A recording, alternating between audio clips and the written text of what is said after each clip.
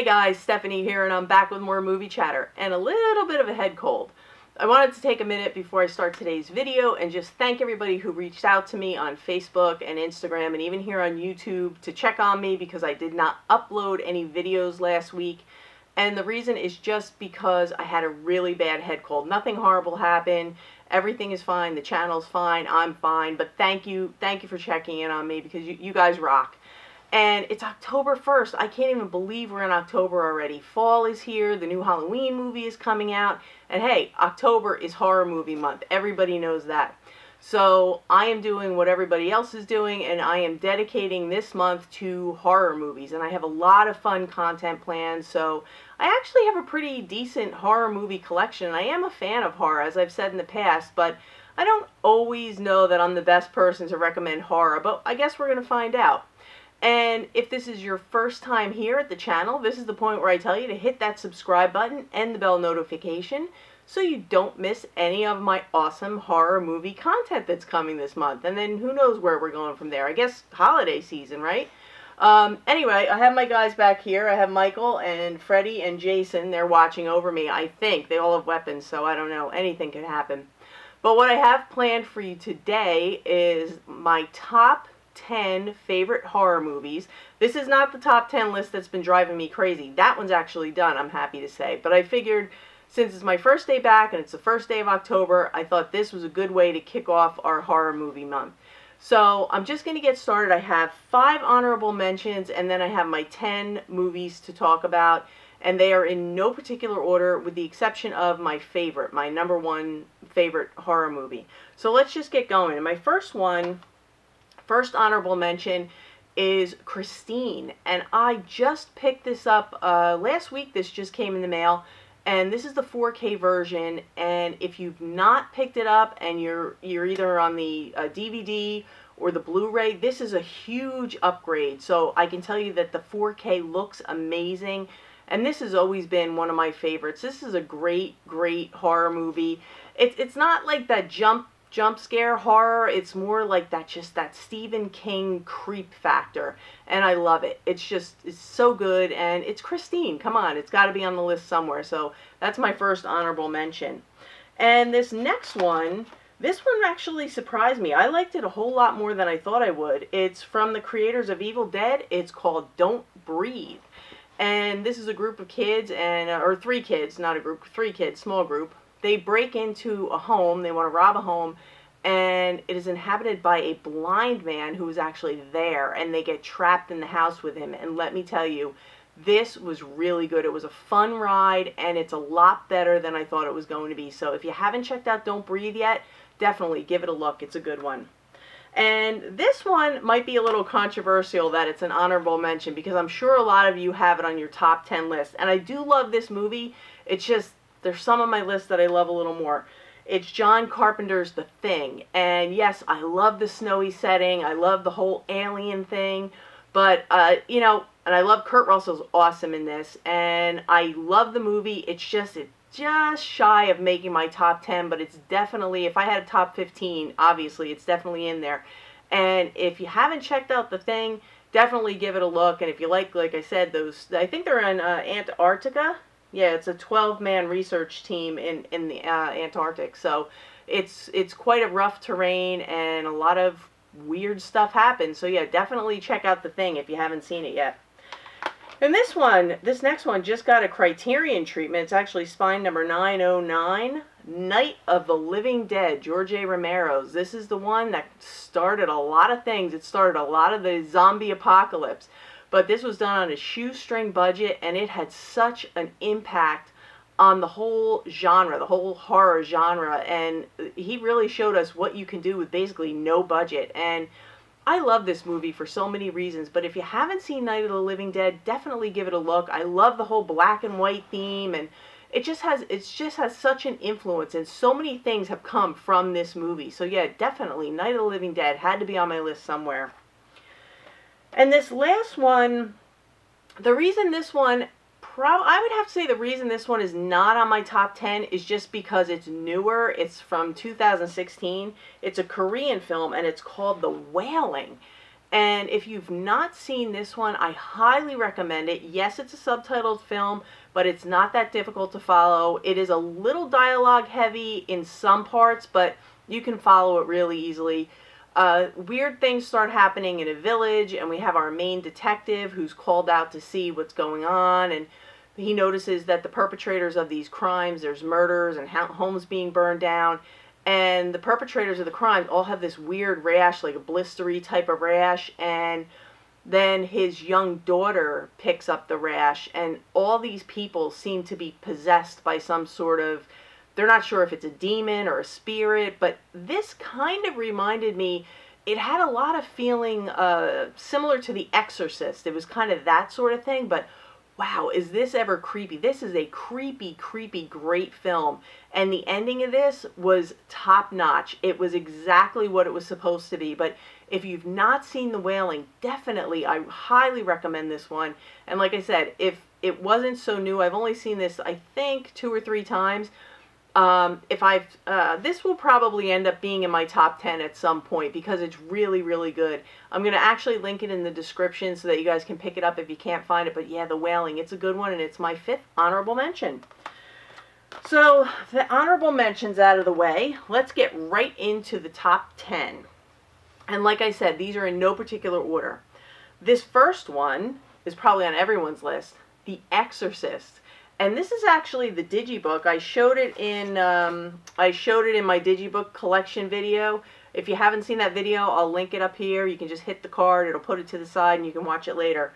But this is the Blu-ray digibook. And funny thing about The Exorcist is way back when I got my first home theater system, it was this ridiculous tiny, like the speakers were little balls. They were about that big, and I thought it was the greatest thing. And it probably was great for the time. Anyway, it took me all day to set it up, and it was about midnight, and The Exorcist was the movie that I picked to watch home alone after midnight, first time with surround sound and things going on behind me. Scared the living daylights out of me. So much to the point where I still have the DVD because I was afraid to get rid of it, because I said it's going to be one of those DVDs that I get rid of it and I come home and it's back on the shelf. So yeah, The Exorcist totally creeped me out and forever changed me, and it still to this day scares the life out of me. But The Exorcist, first one on my top 10. And this next one, I've talked about it before. This is the Scream Factory edition, The Strangers. Couple goes up and gets a cabin in the woods, and they're going to have a romantic weekend, and then these guys show up, and it's not good. It's just not good from there. And this is, like I said, it's a Scream Factory edition. It comes with the nice slipcase, and there's actually a new Strangers out. I believe it's called Pray at Night. I could be wrong about that one. I heard that one's but this one, The Strangers, I thought this was a home run. Let me know in the comments what you thought of The Strangers, because this scared the living daylights out of me every time I watch it. There's one scene in particular, I believe it's when Liv Tyler is standing in the kitchen, and if you've seen the movie, you know what I'm talking about. Freaks me out every time, The Strangers. And this is one that I grew up on, and it is Freddy, Nightmare on Elm Street. And this will make you believe in sleep deprivation. You will not want to sleep after you see this movie, and I'm sure you've all seen it, so you know what I'm talking about. But yeah, Freddy Krueger, and I know there's a bunch of them that came after this one, but you know, I'm all about the original. I love the original. So yeah, Nightmare on Elm Street. And this one, I hear it's getting a reboot, but I'm not against reboots, but in this case, I just wish they would leave it alone. The original Scream. Now, I like the first 3. I wasn't crazy about the 4th one, but the first 3 are definitely solid in my book. I like all of them, and I just wish they would kind of leave it alone, and I hope either they do a really good job or just let it be. But Scream, I mean, it spoofs on horror movies. It's a lot of fun. It's also scary, and if you love Halloween, you're going to love the clips of Halloween that are playing in this movie and how the kids quote everything. I mean, how many of us can quote all the Halloween stuff, right? You've seen Halloween a million times. We can all quote it. But Scream, it's a good one. Any one of the first 3 Screams could be on this list. So yeah, that's a good one. And this one I like, and it grosses me out at the same time. the Texas Chainsaw Massacre, and this is the Best Buy exclusive steelbook, and I was too lazy to take it out of the bag, but I showed it in my steelbook collection videos if you want to check those out. I like this one, and actually, this is one that I actually do like. One of the reboots. It's just called Texas Chainsaw Massacre, but I really did. I believe Jessica Biel is in that one, and that scared the crap out of me. But this one, it's equal parts scary and gross. But yeah, the Texas Chainsaw Massacre has to be on the list. It's a classic and it's a great one. Alright, we're down to the last 5. And this one, I love Stanley Kubrick's The Shining. And Jack Nicholson gives an amazing performance in this one. And I love the snowy setting. I think the cinematography is top notch. It is just, it's so creepy, and it is so believable, like how your mind can play tricks on you if you spend too much time alone and too much time in your own thoughts. And we see that when, you know, the famous typewriter scene, and we you know, if you've seen the film, you know what goes on with the typewriter scene. But The Shining will always be in my top 10, and I've loved it since the first time I saw it. And, you know, Red Rum.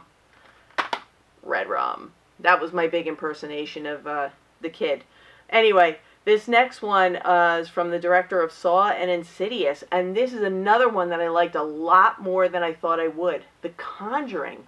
And I actually like the whole Conjuring franchise. I wasn't crazy about the first Annabelle movie, loved the second one, haven't seen The Nun yet, but I'm sure it's, you know, it is what it is. I'm sure it's a lot of fun.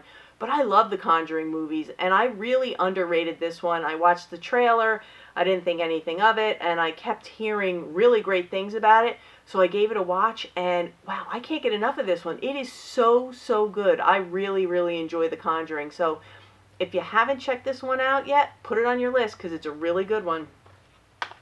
And this one, we all knew it was going to be a huge hit, and it's so much better than the TV series, It. And this is the 4K Steelbook. Whoop, digital code there. This is the 4K Steelbook, and let me tell you, the 4K looks great because, especially when they go down in the sewers, the movie tends to get really dark towards the end, and the 4K really helps you be able to see a lot more of the details that I couldn't see in the theater. So if you haven't picked this up on 4K yet and you're on the fence, I would say definitely go for it. And this is a great one. I think they did so much better than the TV miniseries that came out way back when, than, you know, the original series. But yeah, and I can't wait for part 2. I'm really looking forward to seeing where they go with this one. But yeah, it's got to be on the list. And these last 2, you probably guessed them already. The first one is Friday the 13th, and I have here the 8-movie collection. This is the Blu-ray 8-movie collection.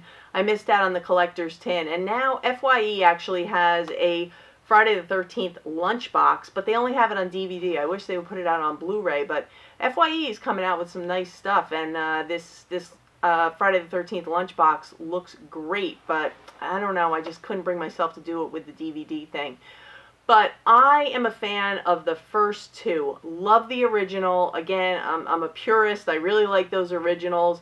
But actually in this one, I really like part 2 because that's when we're really introduced to Jason. So, yep, Friday the 13th. I'll take anything in the franchise, but the first 2 are my go-to films. And my last one, you guys know it. You guessed it, I'm sure. John Carpenter's Halloween. And this is the 2007 version of the Blu-ray. And just a little bit of fun facts is that I recently picked up the 4K that was released. And going from this 2007 Blu-ray to this 4K is a monumental leap. I mean, the 4K looks amazing. It's 5 stars across the board. And I mean, just Halloween, who doesn't love Halloween? But the dark scenes in this, especially when they're in the house, and there's some scenes that you see details that I've never seen before, and I can't even tell you how many times. I've lost count how many times I've seen this movie. But the 4K looks amazing. Now, what you get with the 4K is you get a Blu-ray as well. And the Blu-ray has the artwork of the 35th anniversary Blu-ray. But it's actually the 2007 Blu-ray. So the jump between this Blu-ray and this 4K is huge. My point is, if you do have this 35th anniversary edition, You're not going to see as big of an upgrade between this and the 4K as you would between the 2007 Blu-ray and the new 4K. But you know what? If you're a Halloween fan like I am, like most of us are, you're probably going to jump in and buy all of them. I'm happy that I have the 4K. It looks great. It sounds great. They did a great job on it. And I mean, come on, it's Halloween. And we have the new movie coming. Who can't wait to see? I mean, the reviews have been coming in. I think it's at like 93%, and I know that they premiered it at a film festival, and they all got standing ovations. So everybody, I think we all have high hopes for the new Halloween. It's the 40th year. 40 years this movie has been out, and it holds up. I watch it every year on Halloween, as I'm sure many of you do, but it's just one of those movies. It just holds up. And again, this is another one that was done on a really tight budget, so there's a lot of things that you can do with a very small budget, and this just goes to show. Alright, so those are my top 10 favorite horror movies as of today, October 1st, 2018. I hope you guys enjoyed this, because I enjoyed doing it for you, and it feels good to be back. And I know this was short and sweet, but I figured it was a good way to jump back in. And if you guys enjoyed this video, please give me a thumbs up, leave a comment, subscribe, hit the bell, share the video, you know the drill. And I'm going to be back in the middle of the week. I have my picks of the week coming up, and then I have some other fun things coming. This is a big week. There's a lot of new releases coming out. My mailbox should be full tomorrow, so I'm looking forward to that.